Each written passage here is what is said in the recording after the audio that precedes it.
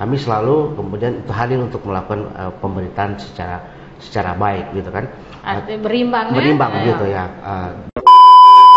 Meliput, memberitakan dengan yang benar dan menulis dengan yang benar. Teman pemilih itu taunya sosialisasi, tapi sebenarnya ada yang namanya pendidikan pemilih. Nah, pendidikan pemilih ini yang penting. Bagaimana pemilu 2024 bisa menjadi sarana integrasi bangsa. Ya. Seperti tema tadi, bagaimana memberitakan Poso itu tentang hal-hal yang damai, hal-hal yang indah. Ada satu pesanan sih, pesanannya itu mudah-mudahan orang-orang KPU itu tidak susah dihubungi gitu ya.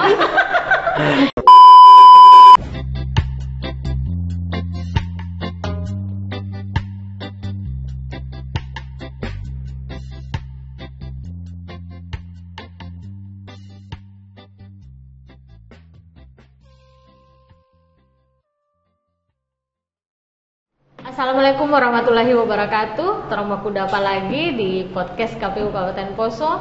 Torang baku tukar cerita tentang kepemiluan.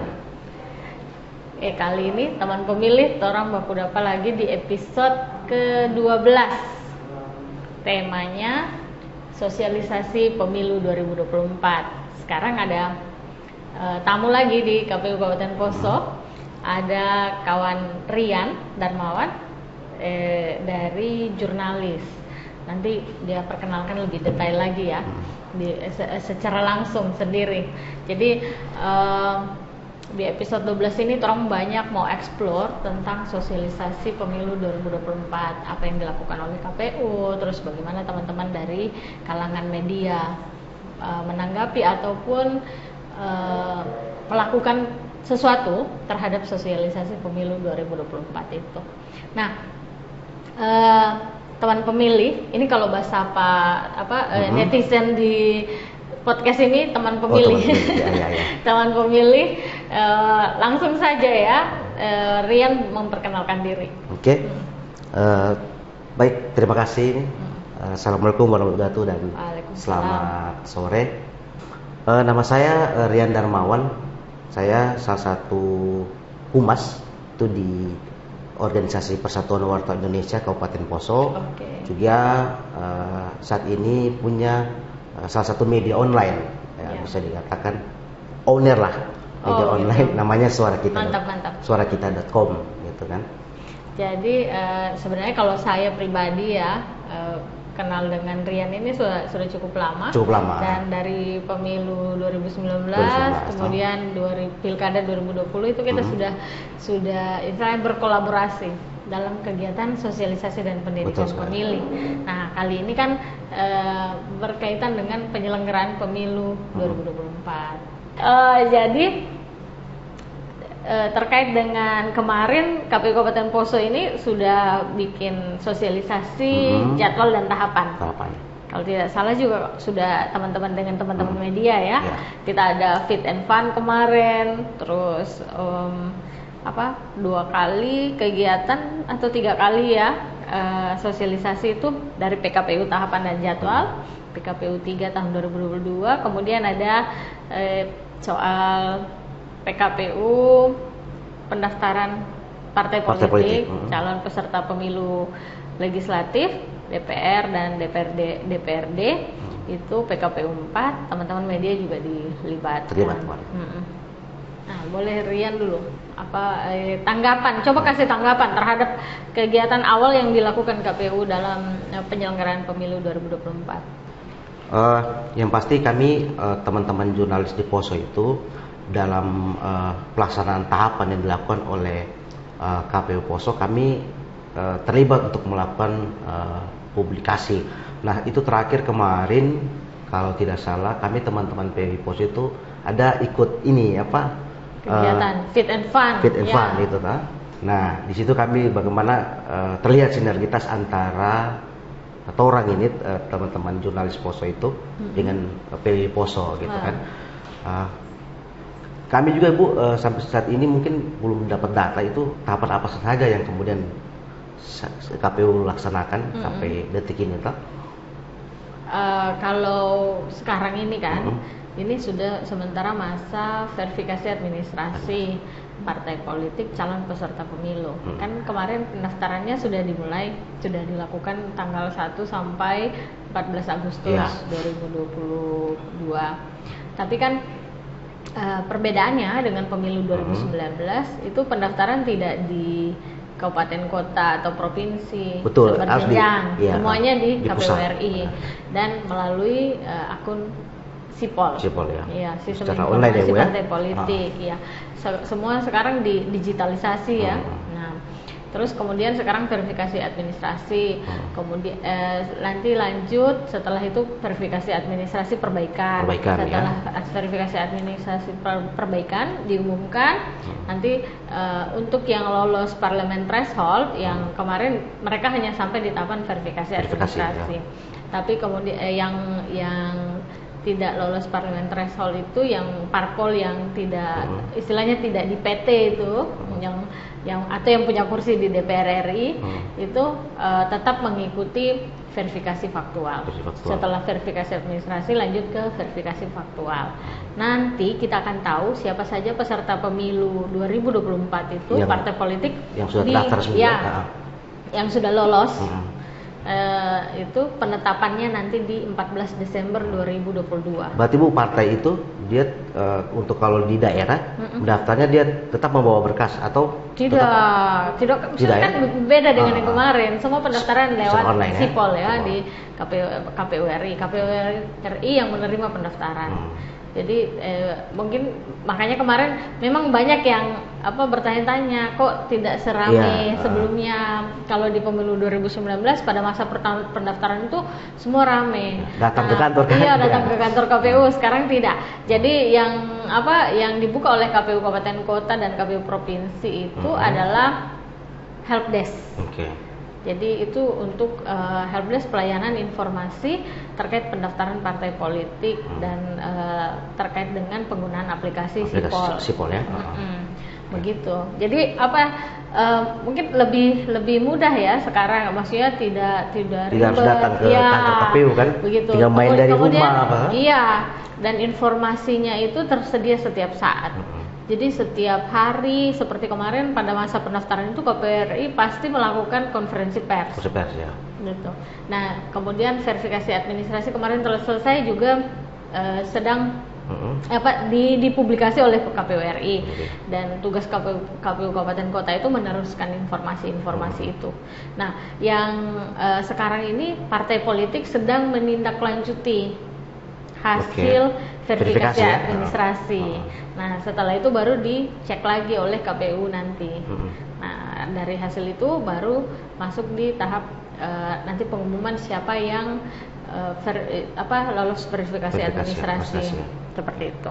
Nah, kira-kira begitu. Kalau masa sekarang ya. Makanya biasa orang tanya, kemarin sempat ada berita, mungkin ini perlu diluruskan sama teman pemilih.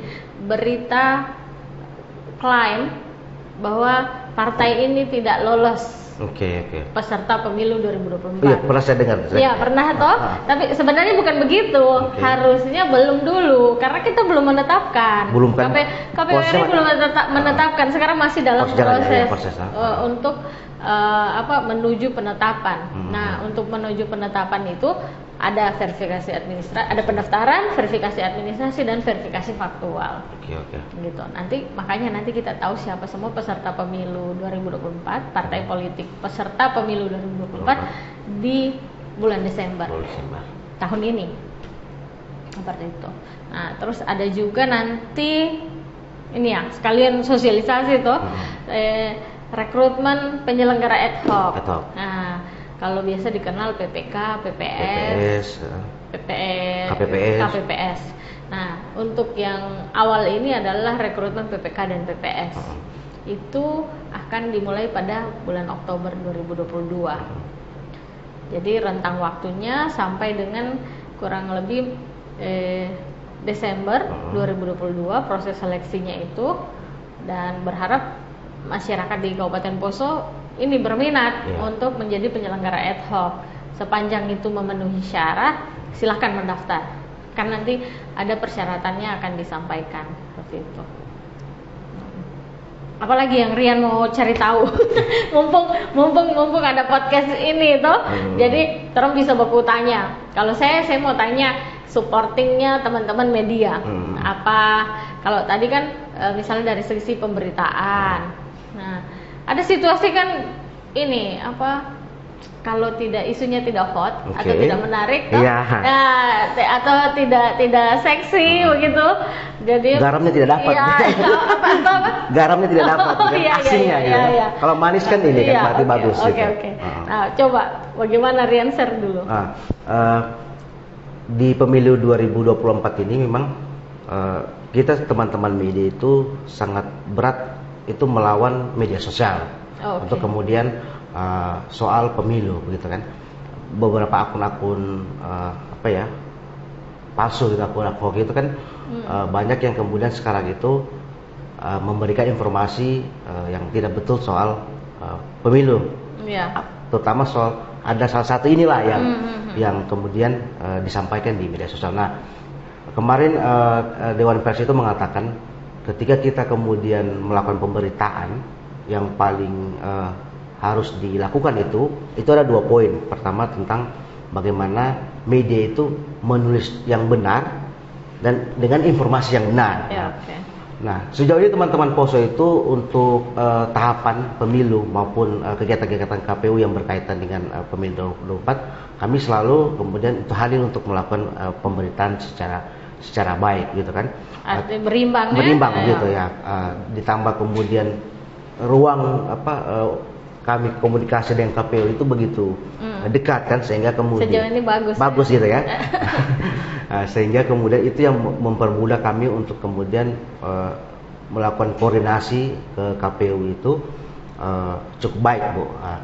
Dan juga meskipun kami diberikan tantangan bagaimana untuk melakukan informasi pendidikan pemilu, ini juga perlu penting bagi teman-teman media karena kita menulis itu harus disesuaikan antara isu dan kemudian lingkungan di sekitar kita gitu kan.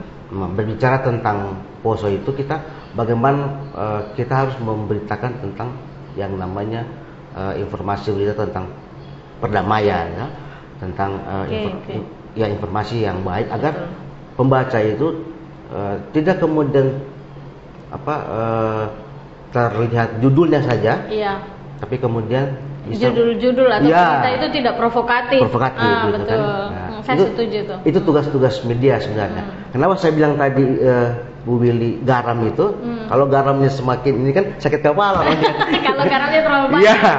Kalau garamnya harus pas. Kalau kemudian dia manis kan berarti beritanya manis. Gitu. Nah, alhamdulillah teman-teman di Poso itu karena kami sudah di bawah naungan organisasi PWI, kami juga sudah lulus UKW, sehingga yang kami terapkan itu ada 2 poin seperti yang saya katakan tadi, memberitakan dengan yang benar dan menulis dengan yang benar. Sip, mantap. Kalau di KPU Poso sendiri kan orang biasanya memahaminya atau teman pemilih itu taunya sosialisasi, tapi sebenarnya ada yang namanya pendidikan pemilih. Pendidikan pemilih ini yang penting. Itu makanya kenapa KPU Kabupaten Poso itu mendorong yang namanya podcast Torong Baku Tukar Carita. Termasuk ini ya, Bu ya? Iya, itu bagian ini bagian dari pendidikan pemilih. Walaupun secara daring, tapi kan kita mengikuti perkembangan zaman. Betul. Ya. Dan podcast ini hal yang menarik. Orang senang mendengar atau bisa melihat begitu. Terutama membagikan informasi kepemiluan, hal-hal yang sebenarnya hanya diketahui oleh orang-orang yang berkecimpung di dunia pemilu atau politik, itu yang tahu. Tapi bagaimana melalui pendidikan pemilih yang dilakukan oleh KPU Kabupaten Poso, semua tahu. Melalui podcast ini tidak terkecuali. Jadi ada yang mau nonton, mau lihat, bisa berulang-ulang atau dia lihat cek historinya apa saja yang sudah dibahas, begitu bisa menggali informasi. Nah, kalau kebetulan saya kemarin baru pulang dari Rakornas sosialisasi pendidikan pemilih dan partisipasi masyarakat. Ada di keren statusnya. Nah, itu kan pembahasannya adalah bagaimana pemilu 2024 bisa menjadi sarana integrasi bangsa. Ya. Seperti tema tadi, bagaimana memberitakan Poso itu tentang hal-hal yang damai, hal-hal yang indah. Sejuk tidak gitu. Jadi stereotip atau stigma terhadap Poso itu berubah. Nah, pemilu juga diharapkan bisa menjadi sarana integrasi bangsa. Kan di pemilu 2019 Poso itu masuk dalam 7 kabupaten kota dengan indeks kerawanan pemilu yang tinggi seluruh Indonesia. Nah, itu menarik sehingga jadi perhatian. Tapi syukurnya di pemilu 2019 itu Poso aman-aman saja ya, tertib dan damai. Harapannya juga di 2024 begitu. Seperti itu. Yang pasti Ibu itu KPU itu kan untuk kemudian membuat pemilu ini lancar. Yang pasti kita harus semua pihak terlibat. Ya.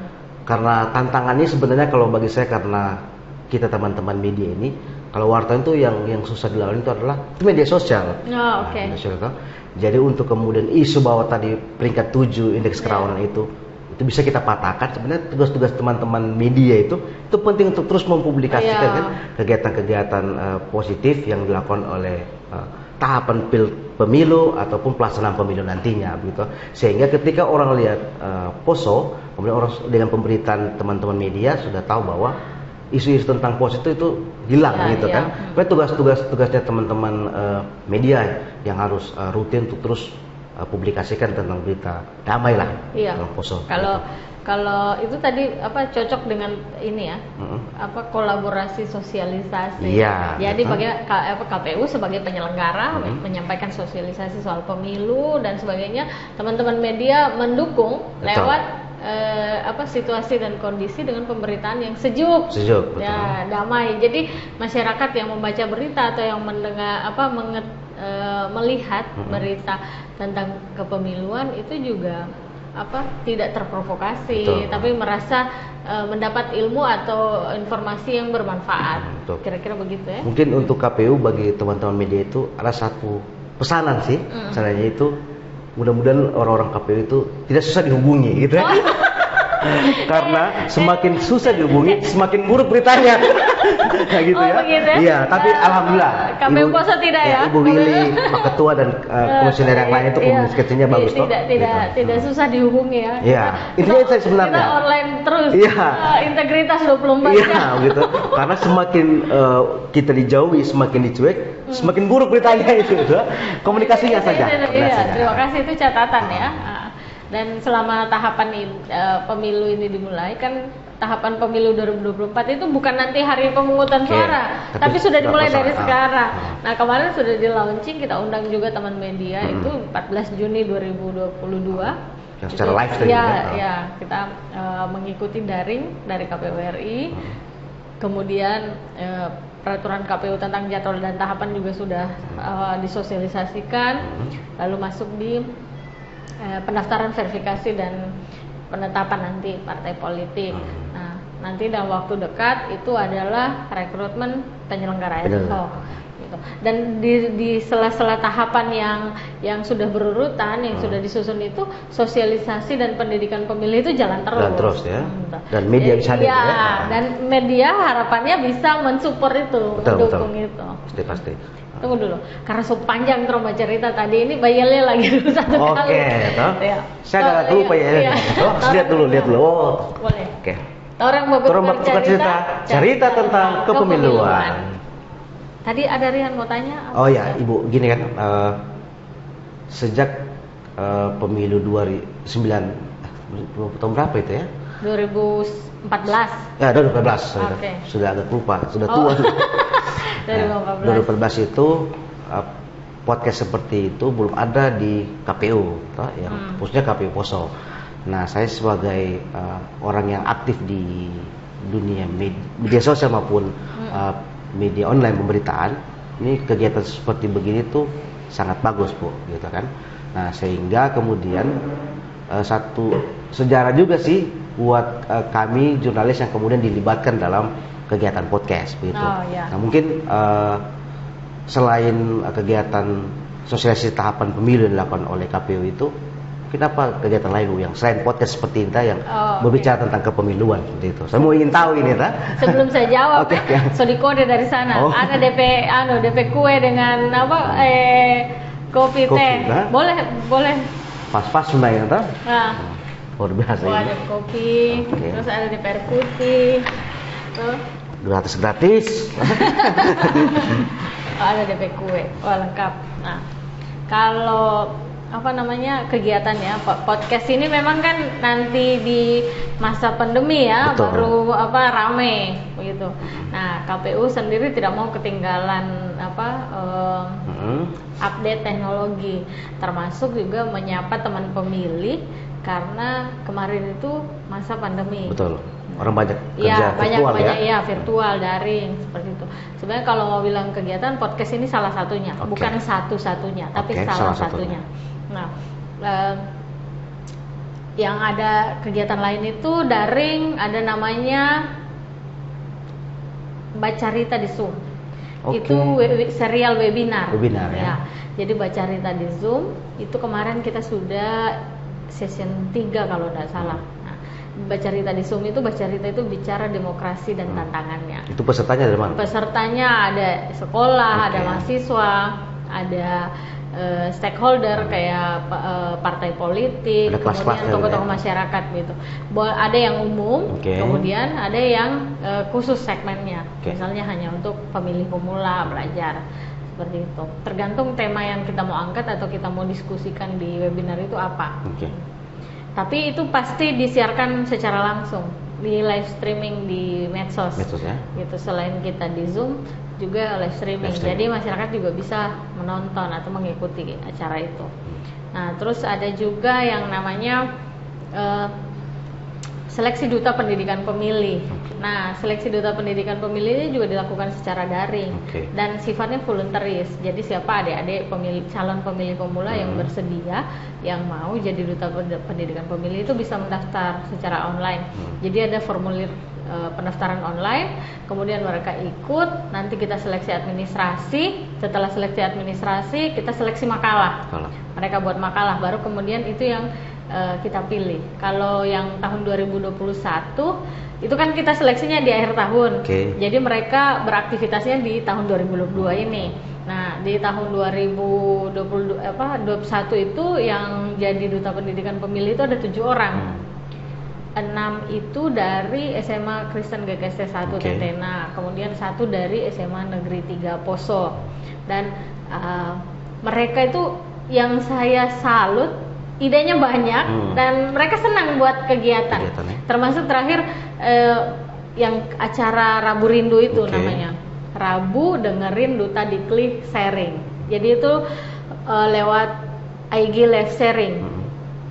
Karena ya biasalah ya, bukan milenial ini namanya, zilenial. Gen Z ini senangnya di Instagram. Nah, mereka bikin itu dan yang sharing, yang bercerita, yang membahas topik-topik kepemiluan itu mereka. Topiknya dari mereka. Seru lah ya. Saya mengikuti itu hal yang menarik karena ternyata peminatnya banyak. Dari guru-gurunya, kemudian teman-teman sekolahnya itu ikut memperhatikan. Jadi secara otomatis KPU terbantu dalam proses sosialisasi. Itu kan juga menarik perhatian bagi kayak teman mereka, saudara yang kemudian bisa tahu tentang kepemiluan atau keterlibatan mereka. Nah Ibu, seperti yang saya bilang tadi, saya sudah cukup lama liputan di KPU Poso dari tahun 2014 itu. Ini sebenarnya program podcast kan, kayak tadi di Duta itu sebenarnya yang menginisiasi inisiatif itu siapa Bu? Kok keren seperti ini? Apakah karena Ibu Willy sering menonton YouTube gitu kan? Atau mungkin terinspirasi siapa gitu kan? Ini menarik karena kalau saya kan masuk generasi milenial. Pantas ya. Bukannya ada ini. Senang saya mendapat ini secara pribadi dan juga sebagai anggota KPU seringkali ketika melakukan dialog atau interaksi dengan komunitas-komunitas itu kita minta masukan dan saran.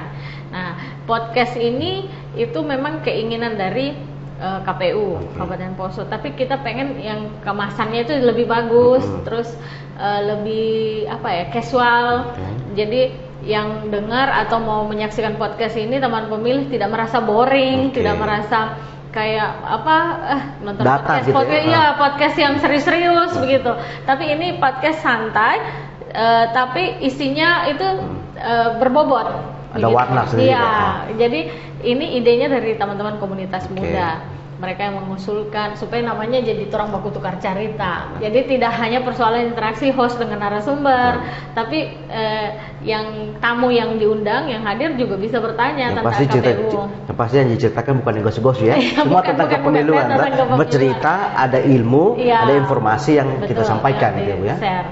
Nah, terus kemudian Duta Pendidikan Pemilih itu juga kemarin karena kita menyiasati situasi pandemi. Ya. Nah, bagaimana mau lihat bagaimana antusiasnya pemilih pemula dengan topik kepemiluan. Ternyata banyak ada yang mau mendaftar. Seperti itu. Nah, nanti di 2022 ini kita coba lagi. Karena itu sifatnya volunteeris dan kita ya hanya berikan piagam penghargaan begitu, kemudian apresiasi dan melibatkan dalam kegiatan sosialisasi. Kalau di Sulawesi Tengah ini Bu, selain hanya KPU Pos atau ada KPU ada ya? Dan podcast ini sudah menjadi sarana atau metode untuk melakukan informasi kegiatan sosialisasi. Itu sudah masuk di roadmapnya KPU. KPU ya, keren.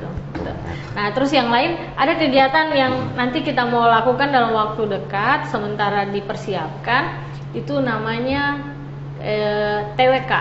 Apa TWK, Bu? Tes wawasan kepemiluan. Jadi semacam cerdas cermat pemilu. Kuis-kuis gitu ya? Iya. Nanti melibatkan pelajar dengan mahasiswa dan itu daring. Jadi kita lewat Zoom nanti aplikasinya, kemudian pesertanya mengikuti dari tempat masing-masing. Modelnya cerdas cermat, ada soal, tanya jawab, nanti kemudian kita seleksi dari penyisihan, semifinal sampai final. Seperti itu rencananya. Kemudian ada juga nanti ini sebenarnya yang dilaksanakan di 2019. Tapi kali ini kita mau kemas judulnya lebih lebih mudah. Kemarin kan ada Ghost to Campus dan Ghost to School. Nah, ini kita mau bikin modelnya sama, tapi namanya kita bikin KPK. Kelas Pemilu Keliling. Kelas Pemilu Keliling. Jadi itu di sekolah-sekolah, di kampus-kampus, KPU datang semacam roadshow, kemudian beri waktu misalnya 1 jam untuk berinteraksi dengan mahasiswa atau pelajar, bicara tentang kepemiluan. Ibu, dengan kegiatan podcast dan lain-lain tadi itu, KPU itu merasa terbantunya itu bagaimana, Bu? Maksudnya dibandingkan yang dulu tidak ada podcast, apakah ini menaikkan partisipasi pemilih? Nah, ini yang menarik ya, saya mau share. Kalau soal partisipasi pemilih, kalau melihat sejarah kepemiluan di Poso, di Kabupaten Poso dari pemilu 99 yang dilaksanakan pemilu ya, pemilu 99, kemudian 2004, lalu 2009, 2014 dan terakhir 2019, partisipasi pemilih di Poso itu tinggi sekali, cukup tinggi, tidak pernah di bawah angka 80%. Lewat target ya, Bu ya? Ya, melampaui target. Nah, yang perlu didorong oleh KPU Kabupaten Poso itu adalah bukan dari sisi kuantitas saja, tapi kualitas. Bagaimana setelah pemilu itu masyarakat damai, tentram, tidak ada orang istilahnya tidak move on. Atau setelah ada hasil pemilu banyak yang tidak terima hasilnya. Harusnya kan yang tadinya kita berbeda pilihan, begitu ya. Setelah terpilih, setelah ada hasil pemilu, kita terima hasilnya dan kita kembali ke aktivitas biasa. Betul. Gitu. Nah, itu yang menandakan bahwa kualitas demokrasi kita semakin baik. Tapi kalau setelah pemilu orang malah berkelahi, orang malah menjadi tidak nyaman, tidak aman. Nah, itu yang patut dipertanyakan. Jadi partisipasi pemilih hanya dari kuantitas, tapi bukan kualitas. Gitu. Kalau sejauh ini, Bu, KPU yang merasa kesulitan dalam sosialisasi sebenarnya apa, Bu? Kalau bilang dukungan hambatan gitu ya. Apa yang biasa dilakukan? Apakah susah orang ditemui itu atau atau tidak mau memilih itu? Nah, yang kalau Poso ini sebenarnya kondisi geografisnya tidak terlalu seperti wilayah lain. Tapi ya kalau saya ingat di 2019 itu kita benar-benar keliling 19 kecamatan. Nanti di 2022-23 juga rencananya begitu. Sampai terkait dengan sosialisasi dan pendidikan pemilih ini, itu ada nanti program namanya Lipu to Lipu. Kampung ke kampung dan memilih wilayah-wilayah terpencil, itu desa-desa yang memang sulit akses. Yang misalnya jaringan internet, kemudian kondisi geografis yang sulit dijangkau. Nah, itu istilahnya jemput bola. Kita melakukan sosialisasi sampai ke situ. Nah, hambatan yang lain dirasakan adalah minat. Minat, Bu ya? Ya.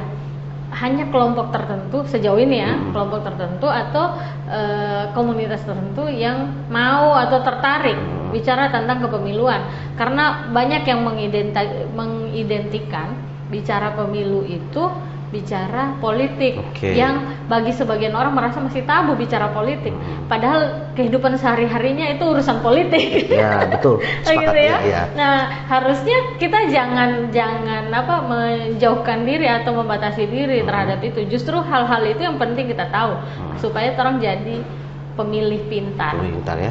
Keren. Bu, ini kan para peserta, bukan peserta, tamu. Tunggu, ya. Saya ditanya terus. Iya. Saya siap bertanya juga dari itu. Sebelum bertanya yang itu, saya mau tanya. Saya punya cara ini. Apakah dari sharing-sharing yang saya lakukan soal aktivitas sosialisasi pendidikan pemilih yang sudah atau akan dijalankan oleh KPU Kabupaten Poso itu ada masukan dari teman-teman media, wartawan? Misalnya begini, kita kan sering bikin rilis, kita sering posting di media sosial, tapi tidak semua yang kita posting atau kita rilis itu bisa di-up di media atau naik di media. Ada tips kah atau saran supaya itu bisa naik di terus beritanya? Oh, gitu ya? Ya, kalau media itu kan pertama seperti yang sudah saya bilang tadi, bahwa kita lebih melihat isu itu menarik gitu kan. Bagaimana kita mengolah pemberitaan itu agar peminat ataupun pembaca, siapapun yang melihat berita kita itu tertarik untuk membaca. Nah, sejauh ini yang KPU lakukan itu sudah cukup bagus bersama teman-teman media, meskipun ada beberapa kegiatan yang kami mungkin ketinggalan gitu kan. Saya nggak tahu ketinggalannya mungkin karena kita yang tidak aktif atau KPU-nya kemudian tidak memberikan informasi gitu kan. Tapi kan sejauh ini komunikasi kita, komunikasi kita kan itu lancar, apalagi kita punya media center gitu kan, Bu. Ya, kalau saran sebenarnya lebih ke ini sih, kita kan grup itu diaktifkan kembali, bukan dibentuk lagi, diaktifkan kembali gitu, karena itu kan sudah tidak aktif. Ini kan pasca pilkada. Kemudian ini kami lagi gencar-gencar tahapan gitu kan untuk pemberitaan. Nah, kalau bisa infokan ya seperti yang pernah KPU lakukan pemilu sebelumnya kan gitu kan. Kita tidak hadir tapi kemudian ada informasi tentang pemilu. Tinggal kemudian kami teman-teman media itu yang kemudian mempublikasikan sesuai gaya bahasa dari media masing-masing. Soal kemudian nanti komunikasi wawancaranya itu kan kita pastikan yang saya katakan tadi, KPU harus siap ketika kemudian teman-teman media itu cari gitu kan, agar supaya beritanya sebelum kita rilis sudah ada konfirmasi dari pihak KPU tentang kegiatan itu. Kalau sejauh ini ya cukup bagus apa yang dilakukan KPU terhadap media gitu kan, dan kami juga terbuka informasi di situ, tidak ada jarak gitu kan. Oke, gitu dia. Nah, pertanyaan saya tadi begini, Bu. Ibu kan KPU kan, Ibu Willy itu sudah mengajak saya dari jurnalis kan. Kemudian kemarin dari Dukcapil begitu. Nah, apakah ada komunitas-komunitas lain yang kemudian akan dilibatkan untuk menguatkan kepada mereka tentang kepemilian itu apa gitu, informasi gitu kan? Itu menarik gitu. Kalau misalnya ada komunitas-komunitas di Poso ini, misalnya yang peminat olahraga atau ada hobi-hobi tertentu gitu kan, yang mau jadi tamu di podcast Terumbaku Tukar Cerita ini, senang sekali supaya informasi lebih merata dan lebih tersebar luas, terutama yang terkait kepemiluan. Senang sekali kalau misalnya ada teman-teman di komunitas-komunitas itu bersedia dan mau, dengan senang hati gitu ya. Karena memang kita karena ini judulnya Terumbaku Tukar Cerita, jadi tidak hanya KPU saja, tapi dari stakeholder juga, termasuk komunitas-komunitas dan masyarakat di Kabupaten Poso itu mau begitu, berpartisipasi, untuk berpartisipasi supaya bisa berimbang. Betul. Jadi ada masukan dan saran, terus kemudian apa yang dilakukan oleh KPU itu bisa diketahui oleh komunitas itu. Betul. Jadi tidak terbatas pada misalnya hanya di media saja atau hanya di dinas-dinas instansi terkait atau di pemilih pemula saja. Tapi dengan komunitas-komunitas yang banyak ini sangat luar biasa kalau bisa jadi istilahnya yang keren sekarang influencernya kepemiluan begitu. Podcast ini hanya untuk ini ya, masyarakat biasa, tidak ada orang partai gitu ya atau ada segmennya nanti itu. Bisa saja seperti itu, tapi ada situasi begini. Kalau kita undang satu partai, harus undang semua. Betul. Itu berimbang dan adil. Nah, itu yang biasa jadi pertimbangan begitu. Makanya kemudian belum bisa dilakukan. Soal dimungkinkan mungkin bisa, tapi dengan pertimbangan bahwa itu harus adil, harus berimbang, jangan hanya salah satu parpol begitu, maka itu jadi pertimbangan.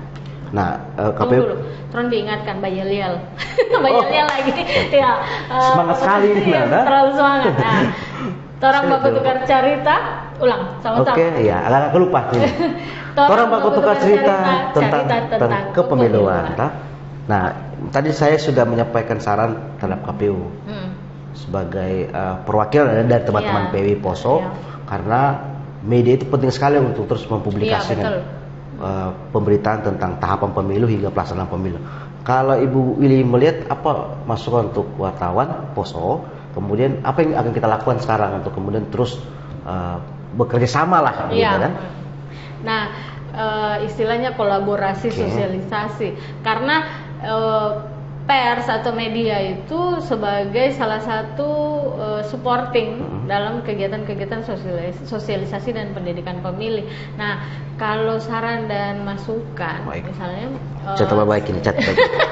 saran dan masukan itu teman-teman ini tetap menjaga komunikasi dan koordinasi dengan KPU. Terus seperti yang dilakukan selama ini itu informasi berimbang dan selalu melakukan check and balance ya ke KPU sebagai penyelenggara. Kemudian yang lain adalah dalam setiap kegiatan yang kita lakukan, entah misalnya undangan terlambat atau biasanya kan KPU ada kegiatan tiba-tiba undangannya baru masuk gitu. Nah, makanya kalau bisa ada utusan, kalau misalnya teman-teman tiba-tiba juga berhalangan atau itu untuk hadir untuk sebagai perwakilan dari teman-teman media supaya informasi yang ingin dibagikan itu oleh KPU bisa sampai kepada teman-teman media untuk diteruskan. Dan kenapa KPU masih mau berkoordinasi, bekerja sama dengan teman-teman media ini, karena itu tadi yang Rian sampaikan di awal bahwa sekarang kan media sosial itu seperti ini ya, susah dikendalikan. Informasi semua hilir mudik di situ. Tapi mencari validasi informasi yang benar atau salah itu adalah cross-checknya di media, gitu kan? Yang memastikan bahwa itu benar, itu keliru, seperti itu. Nanti kita lihat di pemberitaan media-media resmi. Karena di media sosial banyak juga yang hoax, gitu kan? Nah, makanya kehadiran media itu sangat penting bagi penyelenggara pemilu untuk menyampaikan informasi yang dalam tanda kutip yang benar, yang sesuai fakta, seperti itu. Nah, mungkin untuk closing statement itu saya berharap dengan menghadirkan teman-teman di acara podcast, juga kegiatan sosialisasi lainnya, artinya bukan hanya di sini saja, nanti ada kegiatan-kegiatan yang lain juga akan melibatkan teman-teman media, itu ya berkenan juga untuk hadir, gitu ya. Nah, karena hanya dengan cara kolaborasi sosialisasi ini, itu KPU akan sebagai penyelenggara pemilu akan sangat terbantu untuk meneruskan informasi kepemiluan, terutama melakukan pendidikan pemilih kepada masyarakat. Kalau dari saya ada 2 poin untuk KPU, seperti yang tadi, tetaplah kita komunikasinya lancar. Sesibuk apapun KPU, ketika teman-teman media untuk meminta informasi, itu harus kemudian sampaikan gitu. Kita memahami tugas-tugas KPU itu begitu banyak, tapi ketika teman-teman media mencoba untuk mencari informasi, ya hal itu ya kemudian KPU harus membuka ruang itu. Dan juga bagi para netizen ya, saya juga masyarakat, teman pemilih. Teman pemilih ya. Teman pemilih netizen dan teman pemilih. Atau masyarakat Poso, saya mewakili dari Humas PWI Poso. Bagaimana kita kemudian menyaring informasi berita itu harus dengan bijak. Patokannya itu adalah satu, bahwa kita melihat mana media-media yang terverifikasi ketika melakukan pemberitaan. Itu kelihatan dia, mana media yang tidak terverifikasi, mana media yang kemudian kerjanya hanya menyebar hoaks. Itu bisa teman-teman lihat mana kemudian pemberitaan yang sesuai dengan kode etik jurnalis begitu. Nah, sejauh ini teman-teman Poso ini kami menulis pemberitaan itu berdasarkan kode etik jurnalis, gitu kan? Sehingga pemberitaan yang kami lakukan itu pemberitaan yang sesuai dengan memang hasil kami mewawancarai, hasil kami meliput di lapangan begitu. Kemudian juga yang terakhir adalah sekali lagi saya juga berharap untuk semualah masyarakat Poso, bagaimana kita sama-sama mensukseskan pemilu ini, terutama di media sosial. Di media sosial itu kita sama-sama untuk mengkampanyekan tentang perdamaian di Poso, tentang partisipasi pemilih yang begitu baik, dengan semua itu peran dari media sosial lah yang baik untuk ketika kita menyampaikan informasi. Jangan menyebar hoaks ya, bahaya hoaks itu. Betul.